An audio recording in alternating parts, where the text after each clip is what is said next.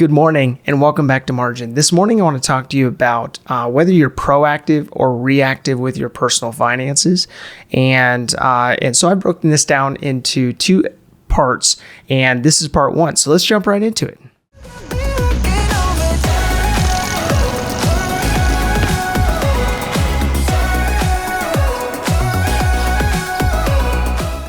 So today I want to start off with asking you a question about how healthy your finances are, how healthy you believe your finances to be, and also how healthy the finances are of those who are around you, who surround you, those that influence you the most. Oftentimes, we have a hard time determining how healthy the finances are of those around us. And mainly that's because many people show their spending habits in different manners. And so what I mean by that is that you may have someone who has a great income and yet is super frugal, and you would never know that they have a portfolio the size that they do. Or you may have someone else whose income may not be that impressive, but they act aspirational in their spending habits, and so they look like they are wealthier than they actually are. So can you actually tell if somebody is winning with their personal finances? You may think that the car that they drive, the house they live in, the private school that their kids go to, or something of the like is an indicator of how well they are doing economically or financially.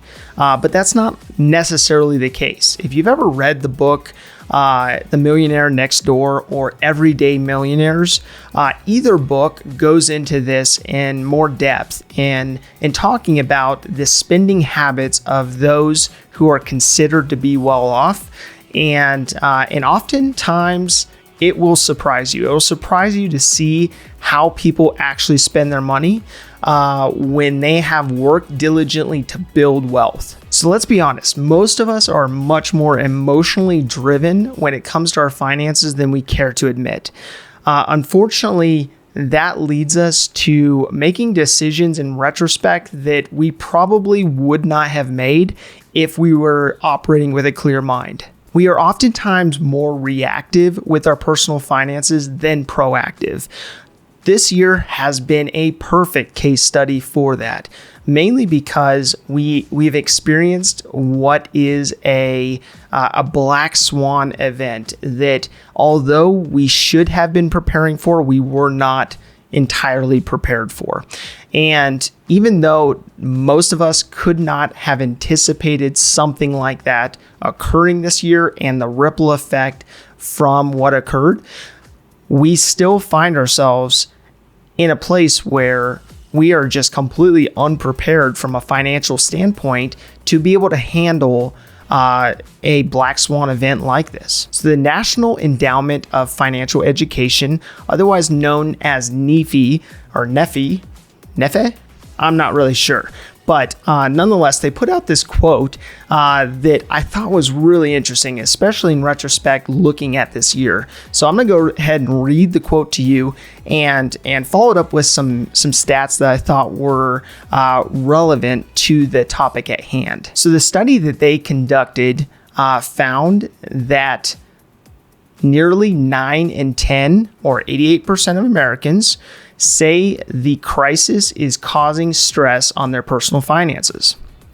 More than half, or 54%, to be specific, say they're worried about not having enough saved, while almost half, 48% specifically, are worried about their ability to pay their bills.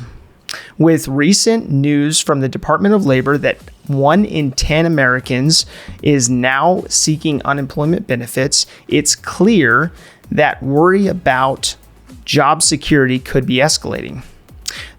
The survey finds that 28% say they're stressed over their job security. 3/4 of Americans are taking steps to adjust their finances due to the outbreak. 2 in 5 note that they have cut expenses. 26%, to be specific, are putting off major financial decisions, and 22% specifically have increased contributions towards savings.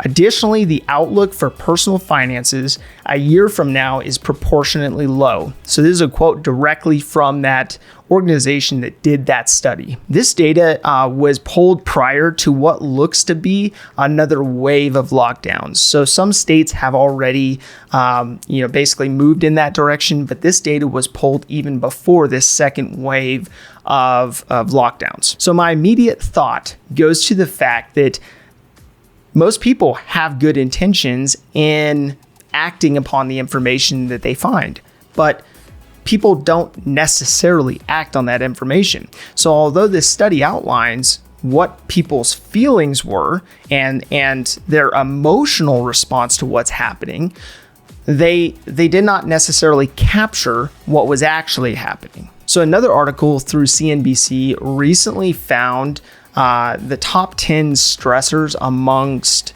people during this time. And not surprising, all top 10 have to do with finances, have to do with financial stability in the midst of insecurity around jobs or around the economy or maybe even around an election or so on and so forth. So the greatest of these had to do with emergency savings. Not having enough emergency savings was the number one stressor for this year. So I mentioned earlier that this year has been a case study for us to evaluate in retrospect in regards to people's relationship with money, their reaction to money, their emotional response to a crisis. So there's a very popular Warren Buffett quote that says, "Only when the tide goes out do you discover who's been swimming naked." And oftentimes with personal finance and oftentimes with how we show our highlights with our finances or maybe even with the experiences we're having or the assets we're purchasing or whatever the case may be, oftentimes what's under the surface tells a much bigger story. And unfortunately, during times of high tide, it covers a multitude of sins per se, in the sense of people going out and over leveraging themselves and buying that house maybe they weren't technically prepared to purchase, buying that car that made them look really good, but that car payment was drowning them.